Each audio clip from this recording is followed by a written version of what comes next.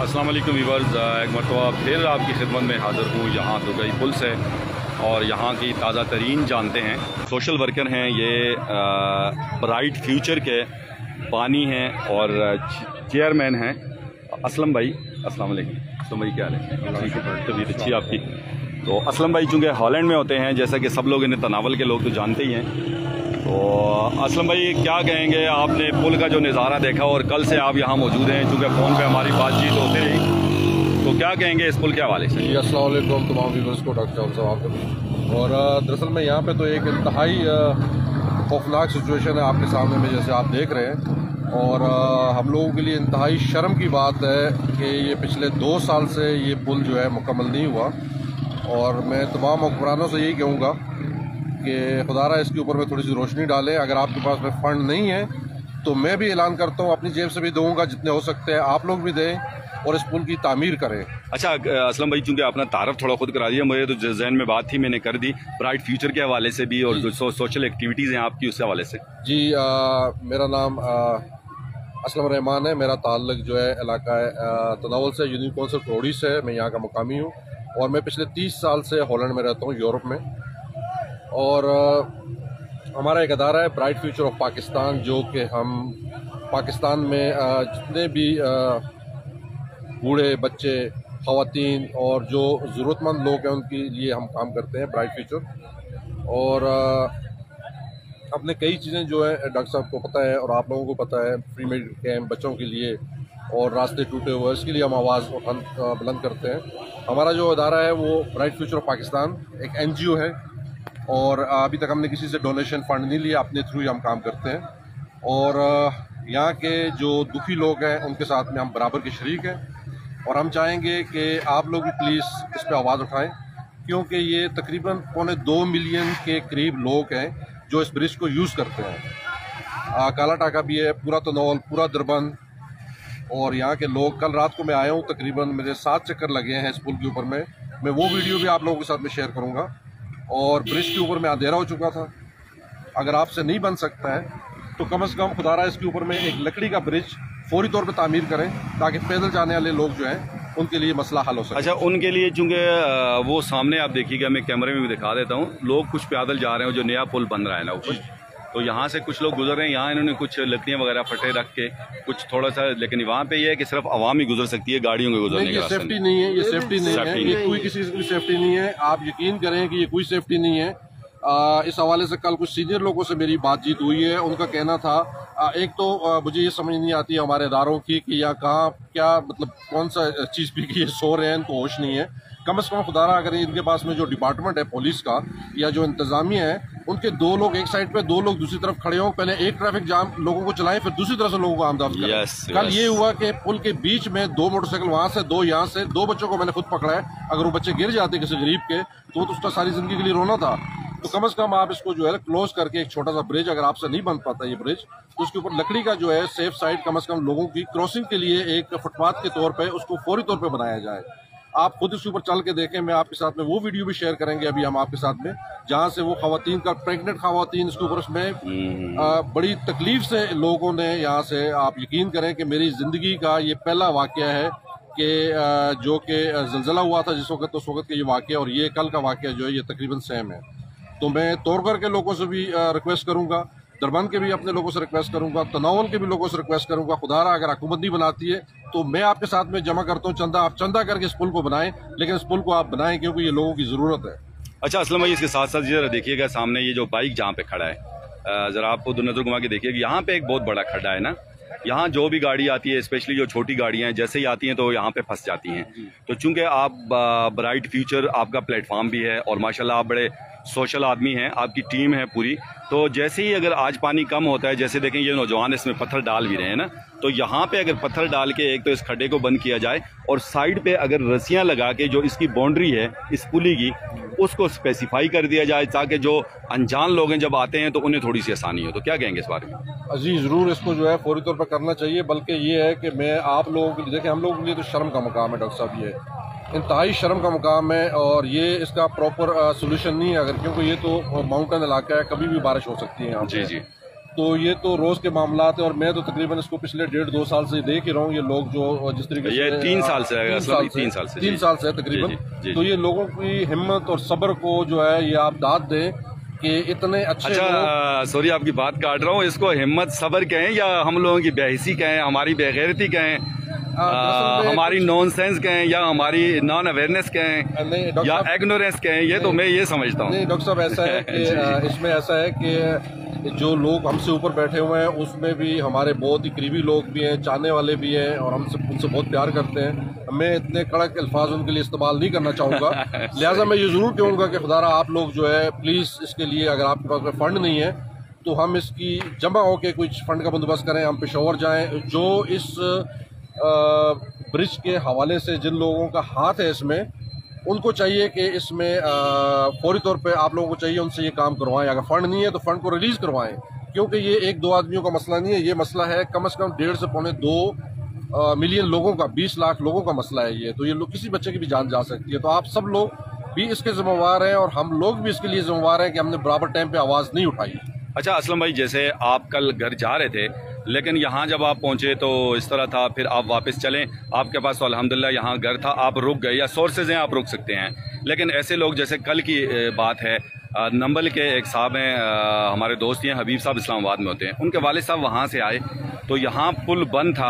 अब उनके मोबाइल में चार्जिंग ख़त्म हो गई, वो बेचारे यहाँ पुल पे फंसे हुए, और वो हबीब भाई वहाँ परेशान, क्योंकि नंबर उनका लग नहीं रहा था। और रात तकरीबन, गुज़श्ता रात नहीं, उससे पेवस्ता रात, मुझे उन्होंने रात 9 बजे रब्ता किया कि जी मेरे वाले साहब घर नहीं पहुँचे हैं। तो फिर मैं चूँकि ख़ुद भी इस्लामाबाद में था, तो वहाँ से फिर मैंने यहाँ कॉल की, तो हमारे यहाँ के नुमाइंदे हैं उज़ैर सवाती, तो उनसे मेरी बात हुई, तो उन्होंने भी बात क्लियर की। लेकिन उन लोगों पे क़यामत सुगरा गुजरी, 3-4 घंटे के वालिद साहब का कोई पता नहीं है कि वो बेचारे कहाँ हैं, और रात को वो 12 बजे घर पहुँचे।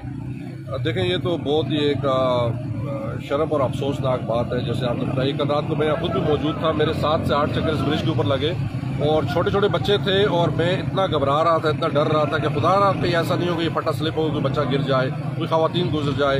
और उससे बाद में मैंने आपकी जो DSP है जावेद साहब, मैंने उनको भी फ़ोन किया, कॉल की कि अपना अमला, तो कहने लगे कि जी हमारा अमला यहाँ पे मौजूद है, लेकिन मुझे नज़र नहीं आया। सॉरी, मैं इसमें कोई वो नहीं कहूँगा कि आपने भेजा होगा, लेकिन हमें नज़र नहीं आया। लेकिन होना ये चाहिए था कि आपके पुलिस के 2 लोग एक साइड पे, 2 दूसरी साइड पे, लोगों को कम से कम जो ऊपर ट्रैफिक चल रही है उसको कम से कम प्रॉपर तरीके से हैंडल करते हैं, क्योंकि बीच में जाके लोग जो है जाम हो गए और उनको समझ में नहीं आ रहे आगे वाले कहाँ जाएं, पीछे वाले कहाँ जाएं। चले, ये तो एक आसमानी एक आफात थी, मतलब जो कि अल्लाह की तरफ से था, लेकिन अल्लाह ताला ने हम लोगों को, इंसानों को एक दूसरे की हेल्प के लिए पैदा किया है, तो हमें चाहिए कि रास्ते बताएं। तो इसीलिए मैं आज यहाँ रुका हूँ। आज हमारी जो है एसपी साहब से भी मुलाकात, एक मीटिंग रखी हुई है हमने, और हम यही चाहेंगे, और तमाम इस पुल के हवाले से जो हमारे MNA, MPs, काउंसलर और जितने बड़े लोग हैं, उन सबसे मैं रिक्वेस्ट करूंगा कि इसके ऊपर में फौरी तौर पे इस मसले को हल करें। अगर फंड नहीं है तो फंड को रिलीज़ करवाएं, अगर नहीं है तो पेशावर में जाएं, नहीं है तो हुकूमत पाकिस्तान से, क्योंकि ये 20 लाख लोगों का मसला है। ये कोई छोटा मसला नहीं है कि आप इसको टाल दें और आप इसको कह दें जी ठेकेदार के पास पैसे नहीं है। मैं आधी दुनिया घूम के आ गया हूँ, पिछले दिसंबर से मैं यहाँ से लेकर अमेरिका तक वापस आ गया हूँ, और इतने बड़े बड़े काम दुनिया में हुए, और ये पुल वहीं का वहीं है। तो ये कोई ऐसा नहीं है कि इसके नीचे से कोई अपना बहुत ही बड़ा कोई ऐसा है कि जो आप बना नहीं सकते। ये इतना मुश्किल काम नहीं है आप लोगों के लिए, और आप लोगों के पास फंड नहीं है। तो मैं तमाम MPs, MNAs और बाकी लोगों को, और स्पेशल कैप्टन सफदर साहब जो कि ये कहते हैं जी कि मैंने इलाके के लिए बहुत कुछ किया है, कैप्टन साहब मैं आपसे स्पेशली रिक्वेस्ट करता हूँ कि आप लोगों ने अगर आइंदा हुकूमत में आना है, रहना है, वोट मांगने हैं, तो पहले इस रास्ते को सही करें जिसके थ्रू आप भी जाएंगे। अच्छा असलम भाई, इसके साथ साथ एक चीज़ जो मैंने नोट की है, यहाँ के जो लोकल लोग हैं, मुनव्वर शाह साहब हैं, ये सामने घर हैं, जमील भाई हैं, उसके साथ और बहुत सारे ऐसे लोग हैं, ये शाह साहब हैं जो सामने खड़े हैं। तो इन लोगों की टीम जो है यहाँ हमा वक्त मौजूद रही है, 3-4-5 दिन से ये यहाँ पे मौजूद हैं, और ये लोग अपनी ड्यूटियाँ छोड़ के, सुबह मुनव्वर शाह साहब से मेरी बात हुई, उन्होंने कहा जी मैंने दुकान कल भी बंद की थी और अभी तक भी मेरी दुकान नहीं खुली है। तो हम सारे तो मजदूर लोग हैं, जाहिर सी बात है, यही दुकानें हमारा रोज़ का जो कमाते हैं तो अपने बच्चों के लिए लेके जाते हैं। तो इन लोगों के लिए, ये सोशल वर्कर्स जो हैं, इनकी टीम के लिए आप क्या कहेंगे? मैं तो ये इनको सबका शुक्रिया अदा करता हूँ, और मैं यहाँ पे ये चीज़ कहना चाहूँगा कि एक तो अपने हुक्मरानों से और बाकी लोगों से, यहाँ जो लोग इस वक्त ये हेल्प कर रहे हैं, तो मैं इनको कैश 25,000 रुपये यहाँ दे के जाऊँगा। माशाल्लाह माशाल्लाह। और ये लोग जो है अपने इस मसले में जो ये लोगों की हेल्प कर रहे हैं, ताकि मैं ये समझूं कि मैंने भी कोई हाथ पटाया है, तो मैं अपनी जेब से 25,000 रुपये जो है इनको देता हूँ, ताकि ये डॉक्टर चांद साहब को, ताकि इन लोगों से इस रास्ते को क्लियर करवाएं जो हो सकता है। और आप लोग भी अगर हुकूमत से पैसे नहीं मिलते हैं तो खुद डोनेशन करें और इस रास्ते को आप मुकम्मल करें। मैं यही पुरजोर अपील करता हूँ, अगर आप लोग नहीं करेंगे तो इस न्यूज़ को हम जितना हो सकता है आगे मैं चलाऊंगा और बढ़ाऊंगा। और ये हम लोगों के लिए बहुत बेइज्जती का मकाम है और शर्म का मकाम है कि हम इसको 3 साल के अंदर में छोटे से पुल को मुकम्मल ना कर सकें। अच्छा, इसके साथ साथ जो हमारी मीडिया टीम्स हैं, जितने भी मीडिया चैनल्स हैं, सोशल मीडिया है, अखबार वाले लोग हैं, इलेक्ट्रॉनिक मीडिया के यहाँ पे लोग मौजूद हैं, तो वो लोग भी हमा वक्त आप देखें तो डान टू डस्क आते हैं यहाँ पे। उनके बस में जो भी है लोगों को अवेयरनेस देते हैं और रात भी देर तक यहाँ मौजूद रहना। जैसे मेरा भी आपसे रब्ता रात काफ़ी देर तक रहा, इस तरह और भी बहुत सारे लोगों से। तो क्या कहेंगे इन लोगों की अप्रिसिएशन के लिए? देखें, इन लोग ये जो आपका जो रोल है, मैं समझता हूँ कि एक बहुत ही ज़बरदस्त किस्म का रोल आपने प्ले किया है इन लोगों के लिए, और इन लोगों ने भी, क्योंकि आपकी आवाज़ की वजह से हम यहाँ पहुँचे हैं। पानी तो हमें पता था कि यहाँ चढ़ा हुआ है, लेकिन हमें असल हकीकत का जो पता चला है कि यहाँ पे क्या हो रहा है, किन लोगों ने साथ दिया है और कौन लोग क्या कर रहे हैं, तो आपके न्यूज़ चैनल के थ्रू हमें बाकायदा टाइम टू टाइम रिपोर्ट मिलती रही। तो हम तो शुक्रगुजार हैं आज न्यूज़ के भी, आपके भी, और बाकी भी जो न्यूज़ चैनल हैं और आप लोगों की टीम के भी। हमसे जो हो सका इंशाल्लाह हम करेंगे। और मैं एक दफ़ा फिर दोबारा कहूँगा, हमारे MPs, MNAs और काउंसलर और जो हमारे चेयरमैन साहब हैं और जो इस इलाके के जो DC, SC और DO जो लोग हैं, जो सीनियर पोजीशन वाले हैं, तो सबसे मैं रिक्वेस्ट करूंगा कि इस मसले का जो है फौरी तौर पे हल करें। ये कोई सोल्यूशन नहीं है। अभी अगर आज दोबारा बारिश हो जाती है तो ये दोबारा इसका क्या हाल होगा? आपके सामने ये देखें, ये लोगों का क्या हाल हो रहा है। बेइंतहा लोग यहाँ जमा है